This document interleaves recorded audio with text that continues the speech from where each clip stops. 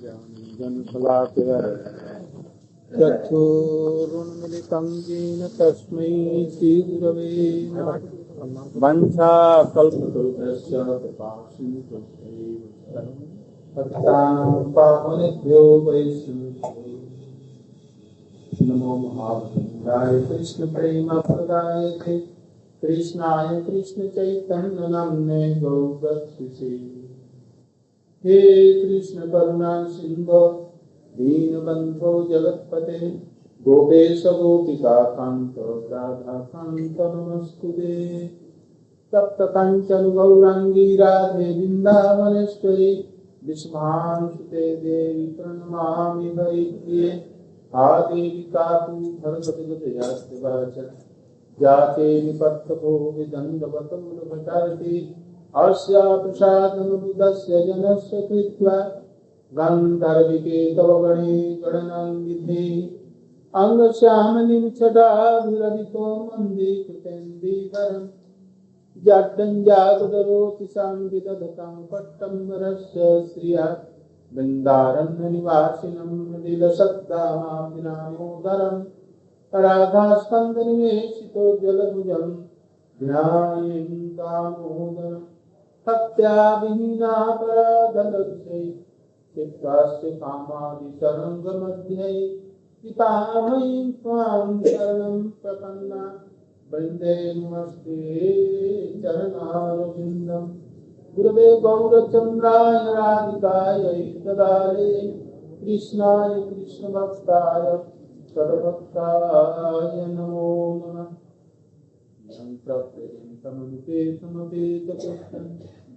द्वैपायनो विरह कातरया जुहाव पुत्रेति तन्मयतया कर्मोऽभिनेदु तं सर्वभूतहृदयं मुनिमानतोऽस्मि।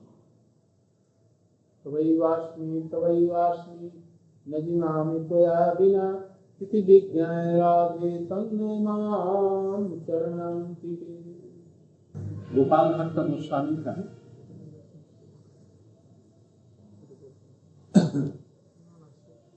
जयदेव गोस्वामी, गोपाल भट्ट गोस्वामी और रामचंद्र कविराज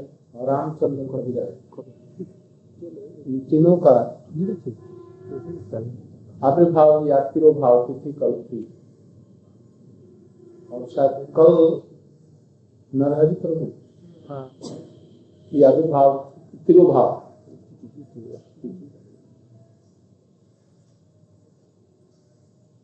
अभी हम लोग इनके संबंध में कुछ चरित्र पर विचार करेंगे। अपराधिक चरित्र इसमें गोपाल भट्ट गोस्वामी जी उनके संबंध में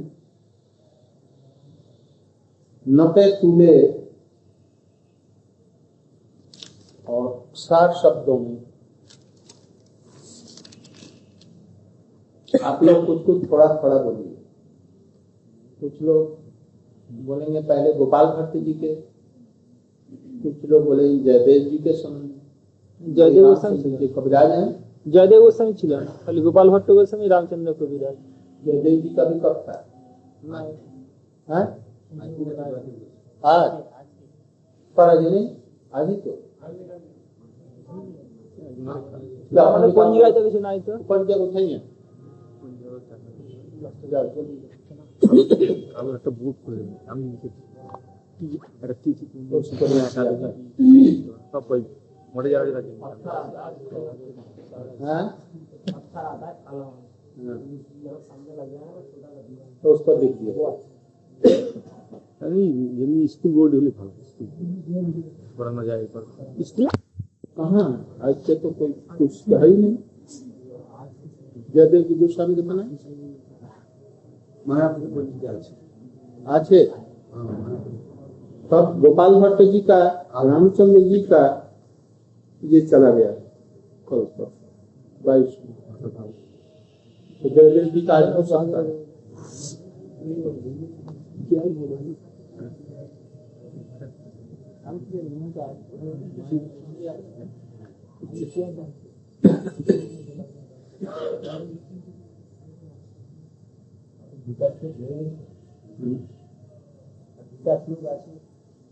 सारा दिन बक कर माथा एकदम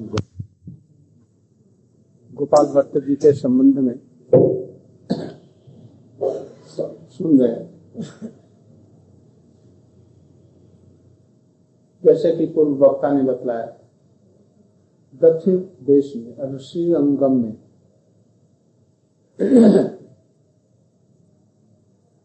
भारतवर्ष का ही नहीं विश्व का सबसे बड़ा मंदिर, उसमें 7 प्रकोष्ठ हैं और 7 में 7 नगरी बसी हुई। और ये मंदिर विभीषण के द्वारा प्रतिष्ठित है, उससे भी पहले का है। वहीं पर विभीषण एक बार आ रहे थे तो उनके रथ के चक्के से एक आदमी की मृत्यु हो गई या घायल हो गई। बस उन्होंने विभीषण को वहीं पर पकड़ रखा। वाल्मीकि रामायण के अनुसार पकड़ रखा।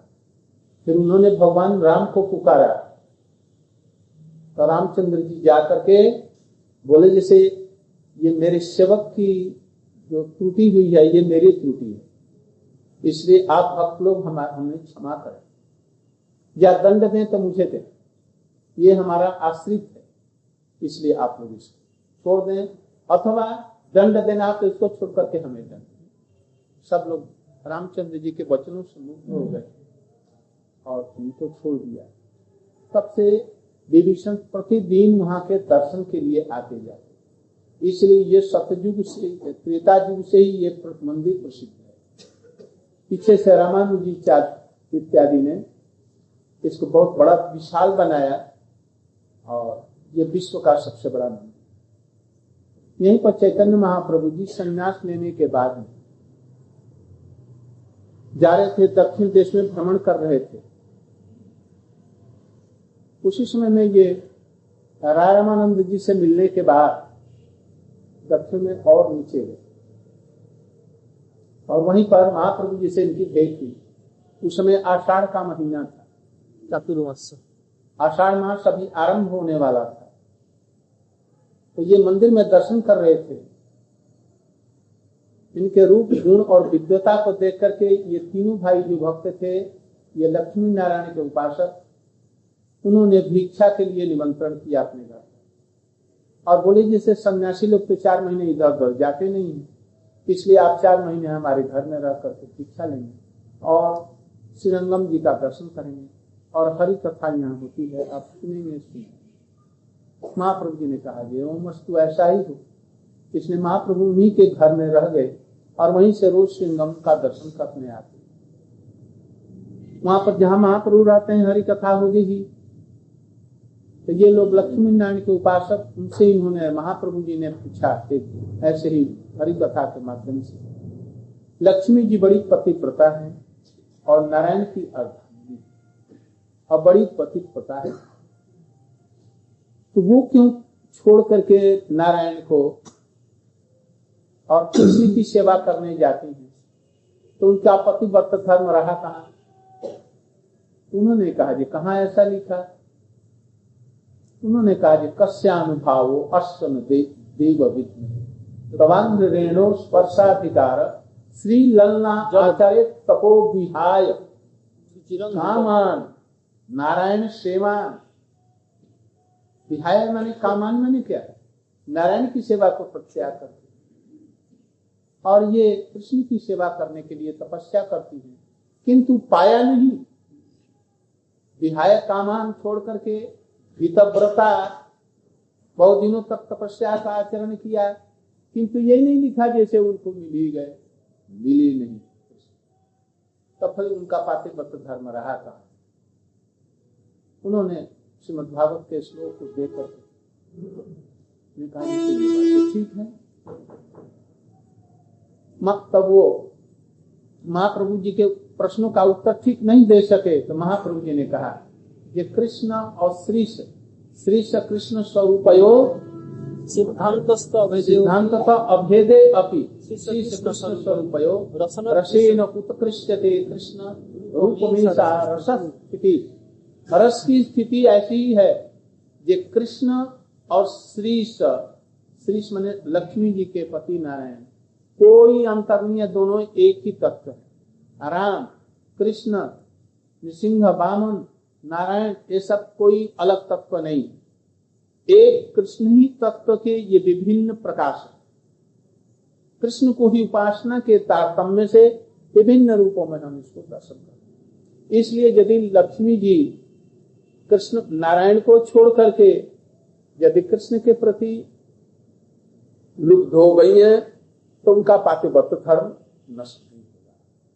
ये कृष्ण की विशेष चार माधुर्यों का ये विशेष महात्मा है कि लक्ष्मी क्या, लक्ष्मी से भी ऊपर और जो जितना देवियां हैं या उनसे नीचे नलिन गंध रुचो कुतो अन्य, अर्थात भगवान के जितने अवतार देवलोक में हुए हैं उनकी भी पत्नियां गंधर्वों की सब लोग मुग्ध हो जाते हैं। यह कोई दोष नहीं है, ये कृष्ण की रूप की रस की यही स्थिति है। इस तरह से 4 महीने में उनका एकदम भाव बदल गया। जो प्रबोधानंद सरस्वती जी बचपन का ही उनका नाम, और विद्वान होने के नाते उनको विद्वानों ने सरस्वती की उपाधि दी। कविता में तो ऐसे पारंगत जैसे जयदेव जी हैं ना, ऐसे अनुप्रास अलंकार सब समय खेलते रहते हैं उनकी कविताओं में। कृष्ण भी उनको सुनने के लिए ललकते हैं। प्रबोधानंद सरस्वती जी, वो प्रबोधानंद सरस्वती जी, श्रीमल्ल भट्ट और वेंकट भट्ट तीनों, और उनके भ्रातुष्पुत्र या उनके वैकुंठ भट्ट के पुत्र, ये एकदम सभी लोग उनके वशीभूत होकर के और कृष्ण प्रेम में दीक्षित हुए और भी गोपी भाव से दीक्षित हुए। उनके प्रति ऐसी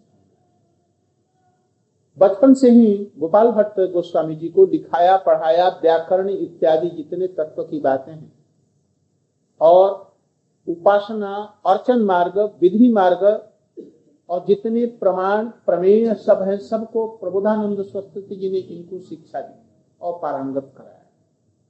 जब ये बदल गए,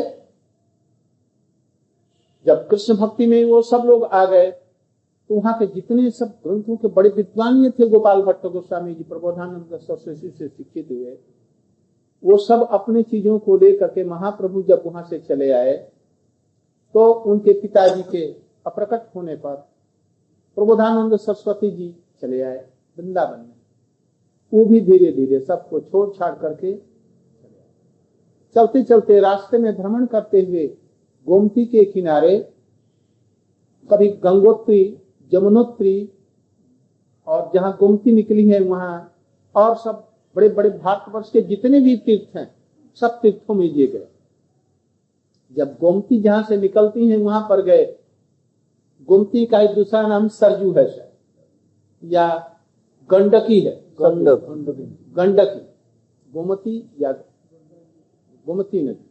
तो वहां पर जहां से वो निकलती हैं वहां पर सालग्राम उनसे प्रकट होते हैं नदी में। छोटे छोटे सालग्राम का चिन्ह होगा जो कष्टी पाथर होगा, एकदम कृष्ण पत्थर चमकता हुआ, और उसमें कीड़ों के खाए हुए होने से चक्र का उसमें चिन्ह बनता है। किसी में 1, किसी में 2, किसी में 7, किसी में 8, और विभिन्न तरह के होते हैं उनके साइजों के अनुसार में और रंग के अनुसार में। उनके नाम दामोदर शिला, नृसिंह शिला, कृष्ण शिला, नारायण शिला, कितने तरह के सब अवतार शिला, सब अवतारों की शिलाएं वहां पर होती है। किसी किसी में जिसमें कि चिन्ह होता है उसमें स्वर्ण अपने आप भरा रहता है, ये उनका प्रधान लक्षण है। चिन्ह रहेगा चक्र का, जिसमें 3 चक्र होते हैं, बहुत ही सुंदर, और वो यदि थोड़ा सा गोलाकार होता हुआ, झुकता हुआ, काला रंग का हो, दामोदर शिला सबसे सुंदर माना जाता है अभिषेक की, अपने अभिलाषा की पूर्ति के लिए। उसी प्रकार से जितने प्रकार के उनके लक्षण चिन्ह हरिभक्ति विलास में ये सब दिया गया है। ये दिया कौन? यही अनुसंधान करके हरि भक्ति विलास के मूल प्रणेता जो है ये गोपाल भट्ट जी हैं। उन्होंने छोटे रूप में उसको संग्रह किया और सनातन गोस्वामी जी ने इसको और बड़ा किया और प्रमाण ये इत्यादि सब ढूंढ करके और उसकी टीका भी लिख दी सनातन गोस्वामी ने। कहा इनको संग्रह करने के, इन्होंने संग्रह किए, थोड़ा सा इधर उधर हो गया सब ठीक ठाक, तो उन्होंने उसके अनुसार क्रम के अनुसार में उसको सब सजाया, उसकी टीका लिखी, उसको बृहद बनाया, प्रमाणिक बनाया और टीका कर दिया। इसलिए हरि भक्ति विलास में दोनों का नाम आता है, गोपाल भट्ट जी का और सनातन गोस्वामी का। सनातन गोस्वामी इतने उदार हृदय के, थोड़ा सा उन्होंने संग्रह किया था और बाकी काम किया स्वयं, किंतु ग्रंथ का प्रणेता के रूप में उन्हीं का नाम दिया। हम लोग जैसे क्षुद्र स्वभाव के नहीं थे, बड़े उदार थे। हम अपने से छोटे व्यक्ति के कोई ग्रंथ के ऊपर में टीका लिखेंगे ऐसा नहीं होगा। गोपाल भट्ट गोस्वामी उनके छोटे भाई या पुत्र के रूप में थे और उनसे पुस्तक लिखा करके उस पर टीका लिखना उनके शान के विरुद्ध, मर्यादा के विरुद्ध था, किंतु यह भी कम। तो गोपाल भट्ट जी वहां जब गए गोमती के किनारे, तो वहां पर एक बड़ी सुंदर शिला उनकी, करीब इतनी बड़ी, 12 इंच से भी छोटी, 10 इंच की होगी, बड़ी सुंदर सी लंबी सी शिला बस हृदय में लगा दिया। और समस्त तीर्थों में घूमते घूमते जब अंत हो करके जब वृंदावन में आए, तब रूप सनातन से मिले और वहीं पास ही में उस स्थान पर जहाँ आज राधा रमन जी हैं, वन जंगल था, वहां पर उनको स्थान दिया। वो रह करके भजन करते थे और अपने शालग्राम की सेवा करते थे। एक दिन उनके अंदर में भावना उठी कि सभी लोग अपने ठाकुर जी की सेवा करते हैं और उनको श्रृंगार करते हैं और उनको झूले पर झुलाते हैं, हम भी ठाकुर जी को ऐसा ही करते। किंतु देखा जैसे उनके तो हाथ हैं नहीं पैर हैं, तब ऐसे, किंतु उनको पूर्ण विश्वास है जी यही कृष्ण है, यही राधा रमन है, इसी भावना से सेवा करते। शालग्राम शिला में और गिरिराज की शिला में और गोमती की शिला आती है द्वारकाधीश द्वारका से, इन तीनों में किसी की सेवा की जा सकती है। तब शालग्राम में और गिरिराज जी में देखा जाता है कि राधा कृष्ण दोनों की उपासना अधिक रूप में लोग करते हैं और गोमती वाले में नारायण की या द्वारकाधीश की सेवा होती। तो ये सेवा, रात में इनको स्वप्न हुआ तुम्हारे अंदर में हमारी सेवा करने की अभिलाषा, अभी देखो तो उठ करके अपने सिंहासन में दर्शन करो मेरा। जब कपड़े उठाया, देखा जो सुंदर मदन मोहन, गोविंद जी और गोपीनाथ तीनों की मूर्तियां एक साथ में मिली हुई, जिसमें गोपीनाथ का मुखारबिंद हस्तक्षल गोविंद का और मदन मोहन जी का पैरों पर पैर रखे हुए, गोविंद के मुखारबिंद, गोविंद जी का मुखारबिंद, गोपीनाथ के वक्षस्थल, मदन मोहन के पाद पर, तीनों एक साथ उनको। इधर से पीठ की तरफ से देखने से शिला गिरिराज की शालग्राम शिला, और इधर से एक तरफ से देखने से गोविंद गोपीनाथ मदन मोहन, यही राधा रमन जी प्रकट।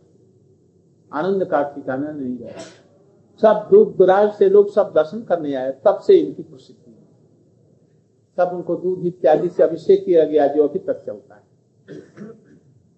गोपाल भट्ट जी वहीं पर रहे।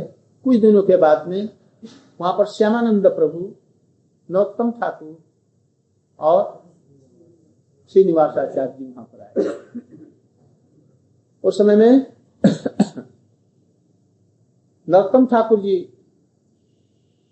को जीव गोस्वामी ने निर्देश किया उनके पास में, लोकनाथ दास गोस्वामी के दीक्षित होने के लिए, और श्रीनिवास जी को, गोपाल भट्ट जी को किसको कहा, गोपाल भट्ट से उन्होंने दीक्षा ली।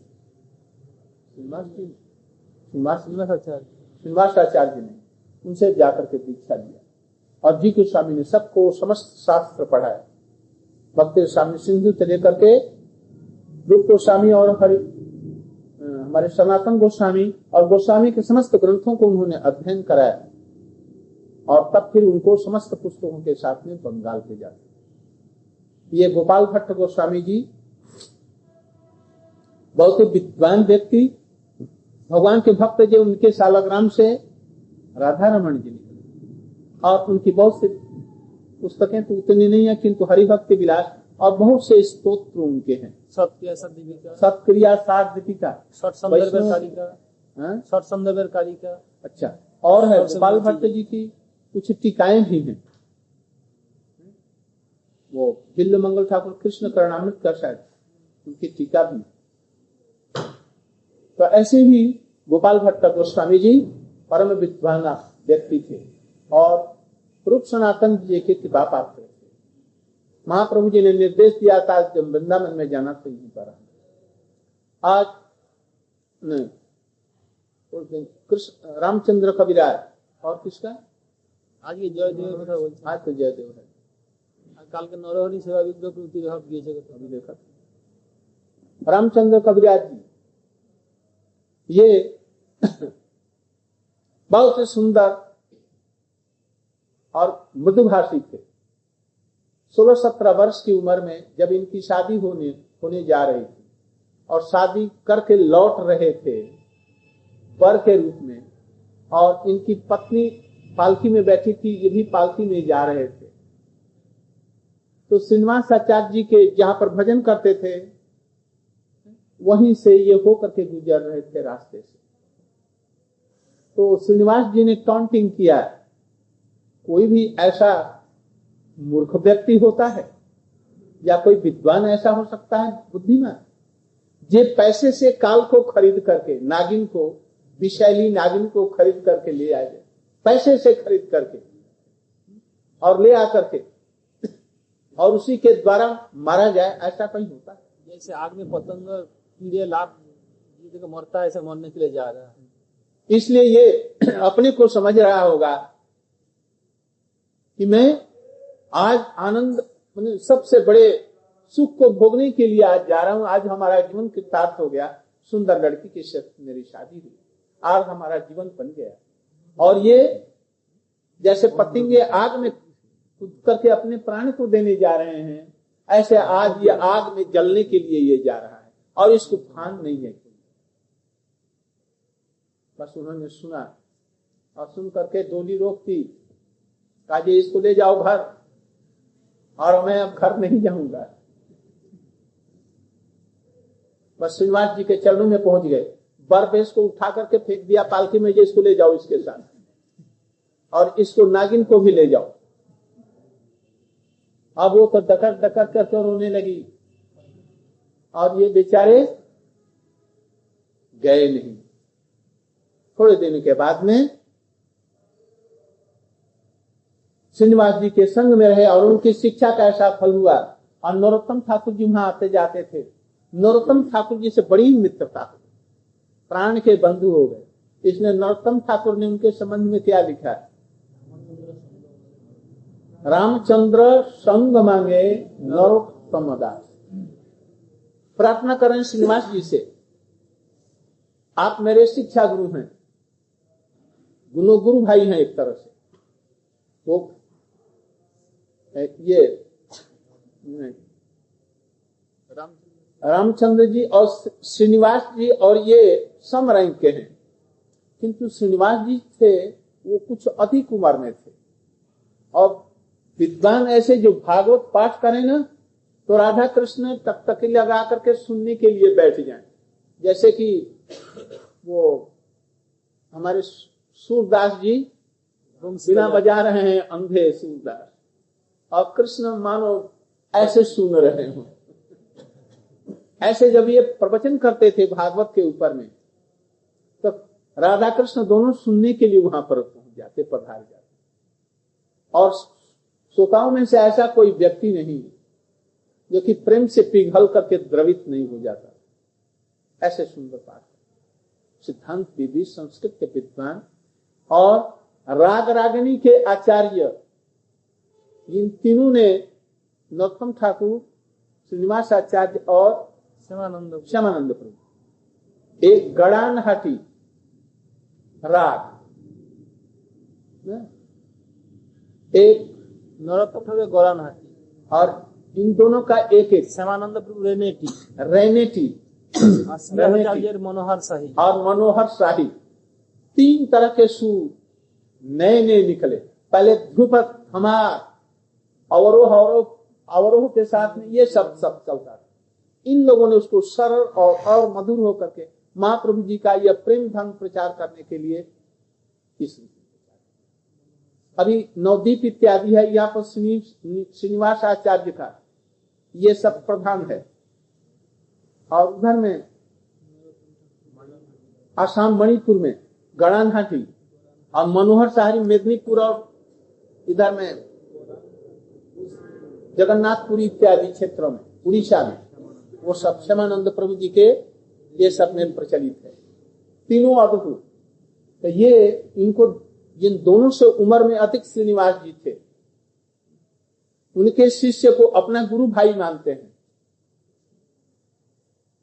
तो उनसे कह रहे हैं जैसे हे श्रीनिवास आचार्य जी, इनका संग मुझे दीजिए जो मैं सब समय इनके साथ रह करके भजन कर सकूं। ऐसे सिद्ध महात्मा रामचंद्र जी थे कि श्रीनिवास आचार्य एक बार ध्यानस्थ हो गए और ऐसे ध्यानस्थ हो गए, राधा कृष्ण के लीला का स्मरण करने लगे कि करते करते से कि शरीर की शुद्ध बुद्धि खो गए और वृंदावन में पहुंच गए अपने सिद्ध स्वरूप से सखी के रूप में, और वहां उनके साथ में सेवा में नियुक्त हो गए। एक दिन हो गया, दूसरा दिन गया, तीसरा, चौथा, नरोत्तम ठाकुर को और इनको कृष्ण रामचंद्र जी को खबर दी गई। दौड़े हुए लोग आए और उसको कहा हमारे रामचंद्र जी ने, जब तक कि मुझे होश ना आ जाए तब तक हम दोनों की ये शरीर को तुम लोग रक्षा करना। ये कहकर के वहीं पर पास में आसन लगा करके और ध्यानस्थ होकर के बैठ गए और लीला स्मरण करते करते करते करते गुरु जी के पास में ही गुरु सखी उनके साथ साथ में ये भी चले आए और वृंदावन में केसी घाट के पास में उसमें लीला चल रही। उसमें कमल के फूलों से भरी हुई थी यमुना।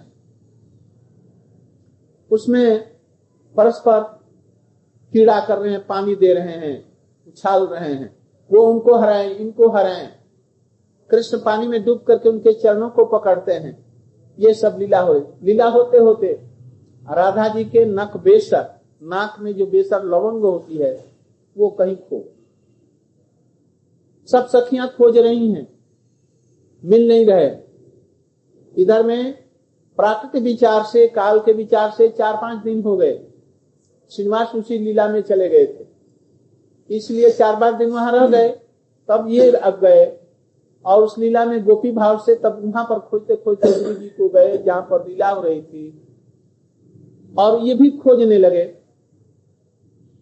ये सबसे छोटी उम्र की थे। खोजते खोजते बाई चांस वह लवंग इनके हाथों में आई, राधा जी की नखबेसर। उन्होंने अपने गुरु रूपी सखी श्रीनिवास जी के हाथों में इसको दिया। वो पाकर के बड़ी प्रसन्न हुई। उन्होंने रूप मंजरी जी को दिया, रूप मंजरी ने विशाखा जी के हाथों में दिया। वो आनंदित होकर के ललिता जी के हाथों में दे दिया, और ललिता जी इसको पाकर के बड़ी प्रसन्न हुई। उन्होंने राधा जी को ये कानों में नाक में लेकर के अपने हाथों से पहनाया। राधा जी पूछ रही यही कहाँ मिली, कैसे मिली? तो एक नई सखी आई है, उसने ढूंढा, बुलाओ तो उसे बुला करके ले। राधा जी ने अपने कर कमल उसके सिर पर रख दिया। कहाँ तुमको मिला? तो उस कमल की डंडी में कहीं छिप गई थी। कमल के फूल निकल रहे हैं ना, तो जहां पर वो कमल कीचड़ से निकल करके ऊपर आया, उसी की जड़ में कहीं वो था, मिल नहीं रहा था। हमको यहां से मिल। बड़ी प्रसन्न भई, अप्रसन्न होकर के उनके ऊपर करुणा करके और उसके ऊपर में अपने हाथ रख दिए और उसको अपनी सखी के रूप में, बाल्यदासी के रूप में उसे दिया।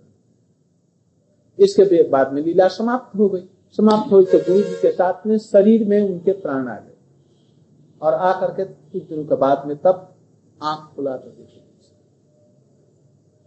सब लोग चकित हैं, जैसे ये 7 दिन तक कैसे रहे।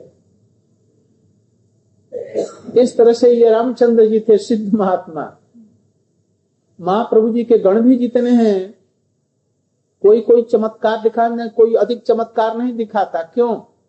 चैतन्य महाप्रभु ही नहीं चमत्कार उतना दिखलाया। रूप सनातन ने कोई चमत्कार नहीं। चमत्कार दिखलाने से भक्ति नष्ट हो जाती है। इसलिए कभी भी चमत्कार देख करके तुम लोग अधिक मोहित मत होना। हम लोगों के गुरु जी का भी यही विचार था। चमत्कार में जाने से भक्ति नष्ट हो जाएगी और तुम लोग समझ नहीं सकते। इसलिए चमत्कार की तरफ में मत जाना। खूब सीधा साधा साधन भजन करना। उनके बातों को बतलाए हुई बातों पर चल करके वैधि मार्ग से भजन करते करते करते करते हम लोग अंत में रागानुगा की तरफ में यदि हम लोगों का परम सौभाग्य होगा तो हम लोगों को कुछ लोभ होगा। उस समय जैसा उचित होगा उससे हम साधन भजन करेंगे। नरोत्तम ठाकुर पदों की भी रचना करते थे। इनके छोटे भाई तो सिद्ध हस्त थे और काली के उपासक थे। उनका नाम गोविंद कविराज था। बड़े सुंदर सुंदर पद लिखते। श्रीवास इन्होंने अपने भाई को कहा कि तू क्या करता है, मर रहा है, तू कालिका के भजन कर रहा है, तो उनकी मुंह में जो ईश्वरी श्रीमती राधिका और कृष्ण का भजन क्यों नहीं करता? उनको रुचि नहीं हुई। उनकी मैया ने उनको समझाया। इनकी मैया परम भक्त थी। ये पुरंदर मिश्र के, पुरंदर किसके ये लड़के थे, ये लोग 3 भाई थे। प्रसिद्ध भक्त हैं महाप्रभु के। उन्होंने बहुत समझाया किंतु उनके समझ में नहीं आया। कहा हाँ हाँ करूंगा करूंगा, किंतु करते नहीं। एक बार बड़ी जोर से बीमार पड़े। ऐसे बीमार पड़े कि अब किसी प्रकार से अच्छे नहीं, मरने का एकदम नौबत। श्री निवास ने कहा अब तो तू मर ही रहा है। एक बात था रामचंद्र को, रामचंद्र जी तुम मर तो रहा है, तुम हमारे साथ में चलो, अभी भी किसी प्रकार से तुमको हम उठा करके ले चलते हैं और श्रीनिवास जी के चरणों में आत्मसमर्पण करो। फिर तुम्हारी जैसी इच्छा। दीक्षा के लिए कोई भी वैष्णव जोर नहीं डालते, कभी भी नहीं करते। इच्छा हो तो लेना, ना तो मत लेना। तुम चलो। उनको ले गए और उनके चरणों में इन्होंने डाल दिया। उनको उनके चरणों में डालते ही उनके मैंने दया से पिघल गए। उसके सिर पर हाथ मारे। अरे तुम बहुत इतना कष्ट भोग रहा था, जल्दी से ठीक हो जाए, बस इतना कहना था। उसी समय उनको कुछ रिलीफ मालूम और एकदम थोड़े दिन में, 2-1 दिनों में ही एकदम ठीक हो गए। बस उनके चरणों में जाकर के फिर से प्रार्थना करके हरिनाम दीक्षा इत्यादि।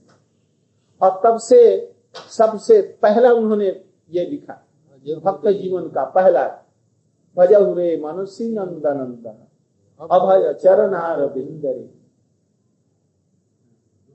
दुर्लभ मानव जन्म सत्संगी तरह शीत आतप बात बरिशन ए दिन जागी रे विफल से बिनु कृपा न दुर्जन चपल सुफल लवलागी। इसके बाद में ए धन जौवन पुत्र परिजन इच्छे पर तीरे। अरे ये धन जौवन पुत्र परिवार आज एक धूप के समान आया और उस धूप को जाते हुए कितना समय लगता है? क्षण में धूप, पलक में छाया। ऐसे ये जीवन आता और जाता था। स्त्री पुत्र परिवार धन भी आता है और मैल की भांति 1 सेकंड में चला जाता है। बुद्धिमान पुरुष इस पर विश्वास न करेंगे। इसलिए श्रवण कीर्तन स्मरण बंदन पाद सेवन दास्य रे पूजन सखी जन आत्मनिवेदन गोविंद दास विलास। ये पद लिखा श्री और ये भेजा गया जीव गोस्वामी के यहाँ। जीव गोस्वामी पढ़ करके बड़े आनंदित हुए और आशीर्वाद दिया, तुम्हारी कविता ऐसे ही सुंदर से सुंदर प्रतिफलित। इसके बाद में उन्होंने महाप्रभु जी के और राधा कृष्ण के अष्टकालीय लीला पदों का उन्होंने गायन, बहुत रस भरे। ये रामचंद्र कविराज भी ऐसे पद लिखते थे, बड़े कवि भी थे, भक्त भी थे, रसिक भी थे, सिद्ध महात्मा थे। इसके बाद में जयदेव गोस्वामी का आज ही के दिन में तिरुभाव या क्या होगा, तिरुभाव ही होगा या विभाव, इनके संबंध में उन्होंने बतलाया है, अगले दिन बतलाया। आज यही तक रहे क्योंकि रात हो गई, जाने में लोगों की असुविधा। मंचा कल्पतरुभ्यश्च कृपा सिंधु पतितानां